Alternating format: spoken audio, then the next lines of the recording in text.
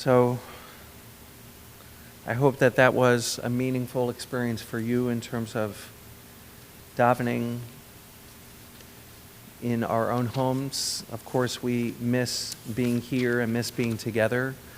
But there is an important lesson, an important reminder for us, which is that Judaism should not live only in the synagogue. One of my teachers,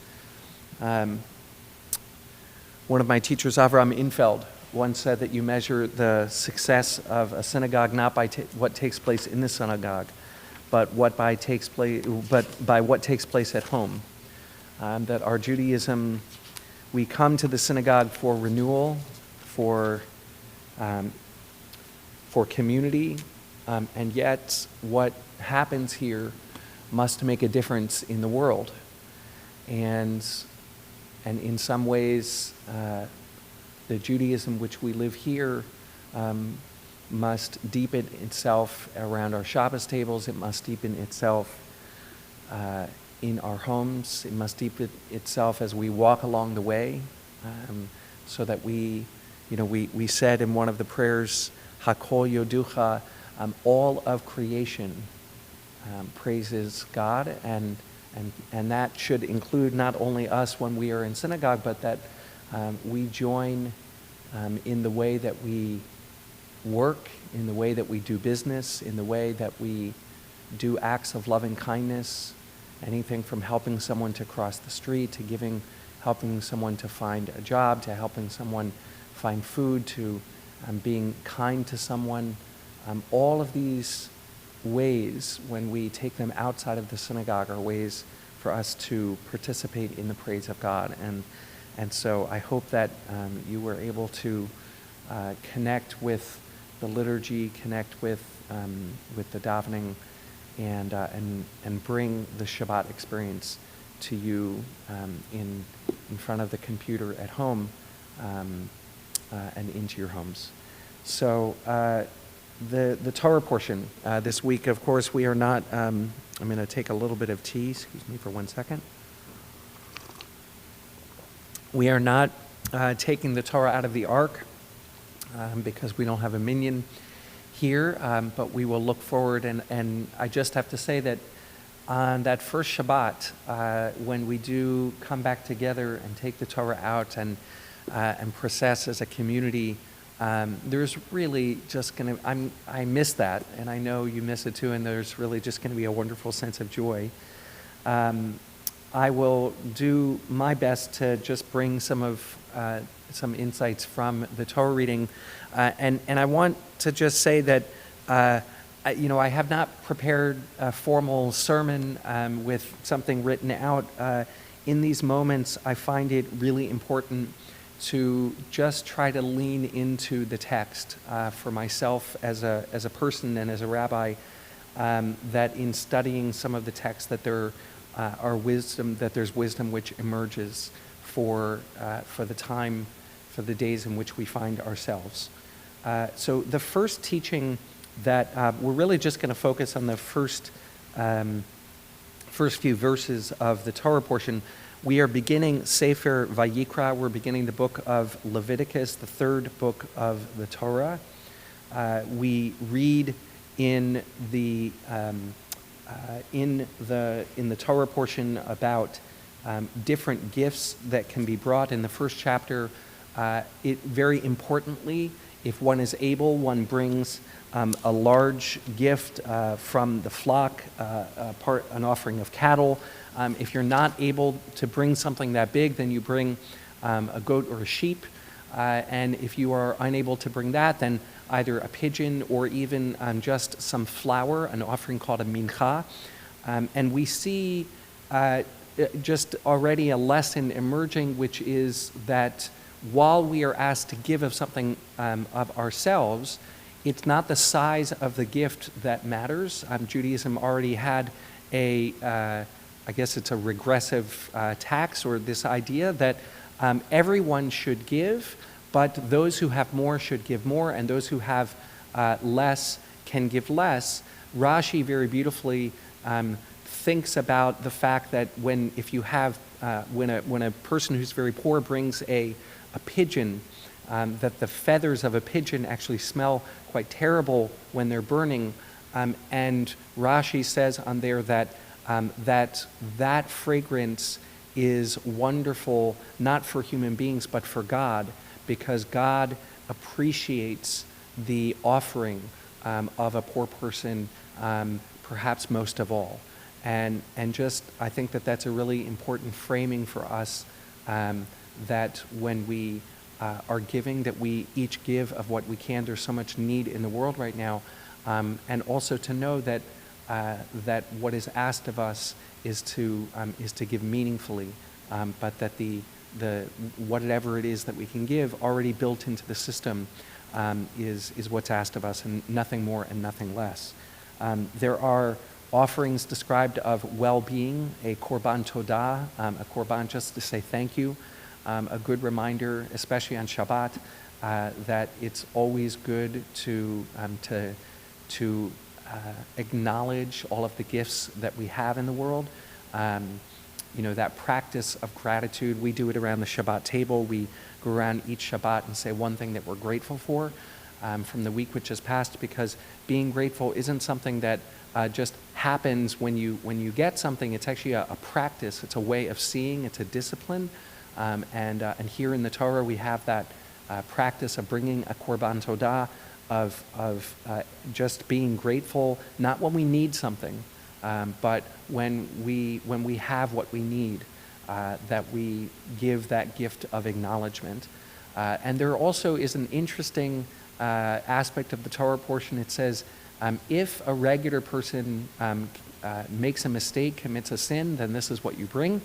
But it says when a leader commits a sin or makes a mistake, and some of the rabbis have talked about how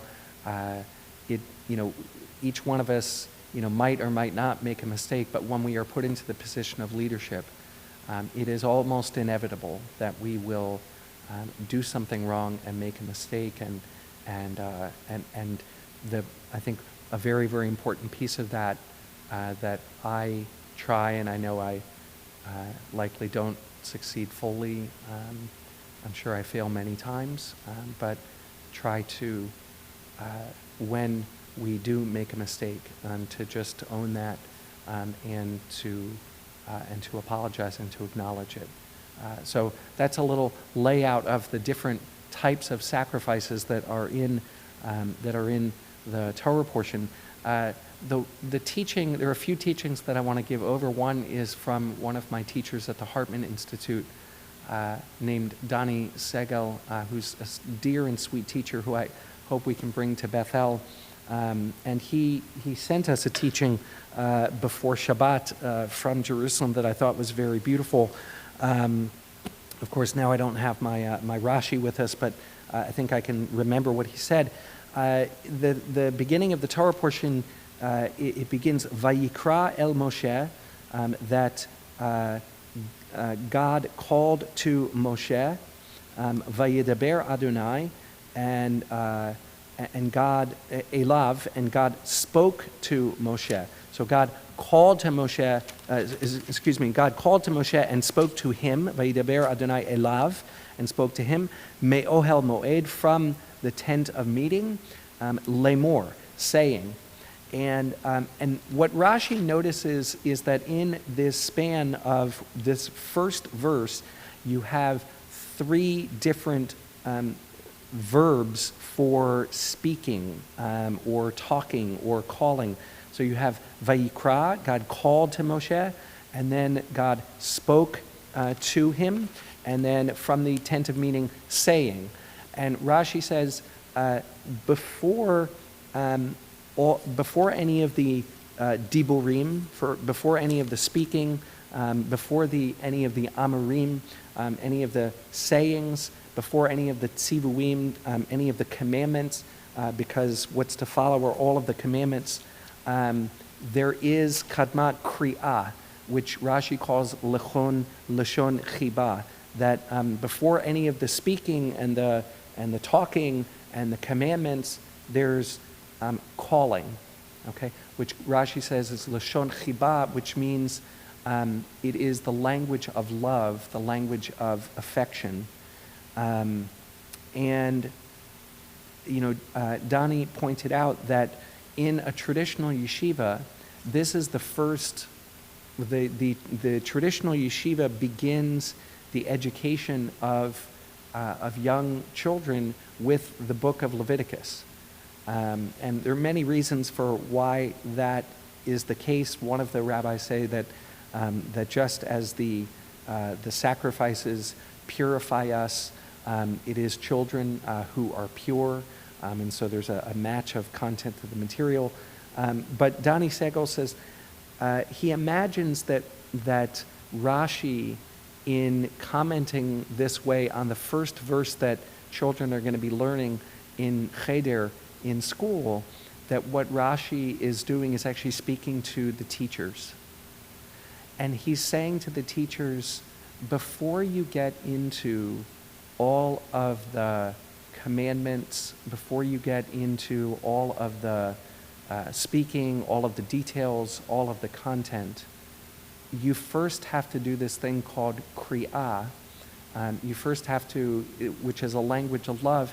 And what Donnie said, it's so meaningful, I think, for this time, is you first have to just check in, right? You have to go around and take attendance. But when you're taking attendance, you're not just, sort of checking off, is this person here or not? You are checking in with each student. You're looking at their face, and maybe taking a moment to see how they are doing, to be with them in their whole person. The rabbis express this idea in another way. They say, Derech Eretz Kadma LaTorah, that prior to Torah, prior to learning Rashi and Hebrew and commentaries and Talmud, you have to have Derech Eretz. And Derech Eretz is just a way of, it means literally the way of the land, the way of the world. It's a way of walking through the world. You have to be a good person. And in this time, I read a beautiful article. We studied it actually as a staff. There was an article that came out on e-Jewish philanthropy called Contact Before Content. And even right now, I want to acknowledge that we're sort of putting content out there in the world. Let's do a class online. Let's do Kabbalat Shabbat online. Let's do Shacharit online. And all of these things. But I will say that some of the most meaningful work that I have done as a rabbi, and that I think our community has done as a community, has been just trying to call and check in on people. I know that our board reached out to everybody in the community, tried to leave messages and talk to people voice to voice, and I know so many of you are reaching out to other people, and I can't emphasize enough how important that checking in with each other is. We are offering a Zoom Seder for Pesach out of this tremendous commitment, and it's so difficult this year. We normally do Seder hosting where we match people up, and both of those come from a commitment that no person should be alone on Passover evening. And this year that is so difficult. And so I just want to encourage us to use whatever the phone technology, to use the internet, the Zoom, and to go for walks, and to keep our social distance, which of course we have to do to stay safe, but to just check in with each other, because that is really the prelude to all of the Torah that we learn in the world. I'll just share a couple other teachings, and then after these teachings, we'll say a Mishaberach. We'll say a prayer for healing for those in our community, and then we will finish up with our Musaf. But a second verse that I want to just read to you. So verse 2 of the Torah portion, Daber el bnei Yisrael, Well, see, there's so many good teachings. I want to share with you one other thing. And we don't have the Torah open, but I want you to know that the word Vayikra, if you have a Chumash somewhere, you may see that in the word Vayikra, the Aleph is written very small. Okay, the Aleph is written very small. And my favorite commentator, the Kli Yakar, brings one reason why the Aleph is small. Of course, I told you that this is the first verse that kids learn, and the Aleph is the first letter of the Hebrew alphabet. And again, I think speaking to teachers, the Kli Yakar says, She'ein halimud, well, actually, I take it back. Maybe speaking to the teachers, but also speaking to the students too. She'ein halimud mitkayem ki'im b'mi shemaktin et atzmo. That learning only gets absorbed or finds ground in the world, mitkayem, in someone who maktin et atzmo, who, because the Aleph is small, he's saying that a person has to diminish him or herself. We have to diminish ourselves when we if we want learning to really take. And I think for students, there is a difficult piece, but it really is the beginning of all learning. That diminishment is saying, acknowledging, I don't know everything. There are things that I can learn. And I would say that's actually not a diminishment when it can feel like a diminishment to say there's something that I don't know that I need to learn from outside of myself. But the truth is that when we do that temporary diminishment, we actually open ourselves up to a far larger world and to the greatness of everything that there is out there. And so it really emphasizes the role of humility. All right, let me go on to the second verse, and then we'll finish up. Daber el bnei Yisrael.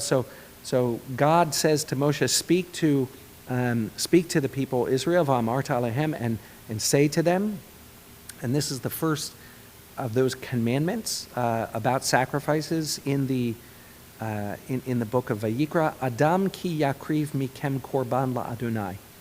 So a person, okay, but we're going to come back, Adam, which of course it means person, a human being, but also has echoes of Adam and Eve, of Adam, the first human being.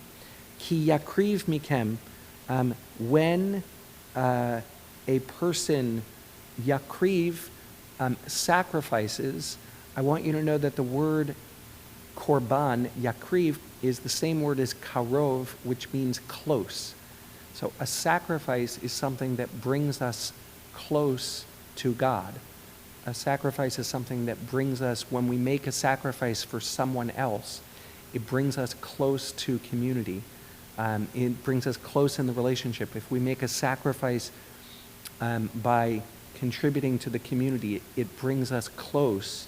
So when a person from, and here I'll say y'all, okay, mikem, from you, but the plural you, brings a korban la'Adonai, brings a sacrifice for God, min habehema, min habakar, from the herd or from the flock, umin hatzon, from the herd, from the cattle, from the flock, takrivu et korbanchem. You, in the plural, should bring your sacrifices. So some of the commentators notice that it begins, Adam is a singular, and the verse ends with the plural, and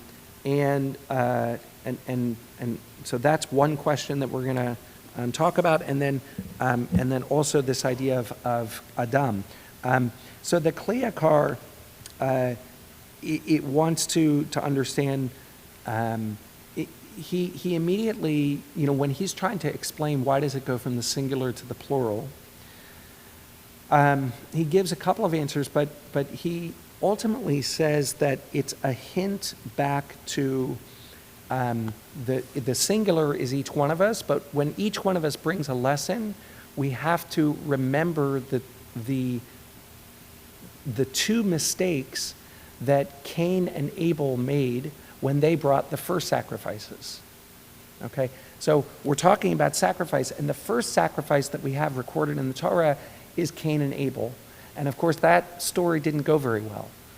And what the Kli Yakar says about Cain is that Ki Kain nichshal, he was tripped up, b'mashe hevi min hapachot v'hagarua, v'hu zera pishtin. So Cain's offering, if you remember, was rejected very painfully by God, and according to the rabbis, the reason that it was rejected is that he brought from sort of the least and most terrible of his stuff, which was flax.